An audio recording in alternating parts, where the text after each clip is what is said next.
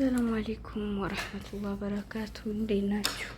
ውድ ዩቲዩብ ቻናል ተከታታዮች፣ ዛሬ እንግዲህ ምን ላሳያችሁ መሰላችሁ? ሀብታምና ድሃ መቼም ያኔ በዱንያው ላይ ሱብሃንአላህ በስንሞት ነው አንድ የምንሆነው ማለት ነው። እንግዲህ የሀብታሞች መታከሚያ ነው ማለት ነው። እንደምታዩት የታዋቂው ጋዜጠኛ በቃ አቀባበላቸው ሲያሸረግዱ ምናምን የኢላሂ ምስኪን ድሃው ግን ሲናገር ራሱ አያምርበትም።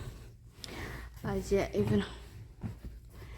እኔ ግን ሐኪም ቤት ያኔ ሳሂህ ቢአይቢ ምናምን ይከፍላሉ፣ ይለያያል። ግን ሀይ ደረጃ ይለያያል ብዬ አልገመትኩም ነበር። እዩ ሽንት ቤቱ። አሁን ይሄ ሽንት ቤት ይመስላል። የሚመስለው ፍንዱቅ ነው እንግዲህ ለአንድ ቀን ማለት ነው። እንዴት ነው እንደሚቀበሏቸው። የኛ ደሃው ግን የሆነ ሲናገሩ ራሱ ክላስ ጠብቀኝ ይመጣሉ ምናምን በመለጓቅጠው ነው የሚሰዷቸው። ብቻ ይሄን ይመስላል።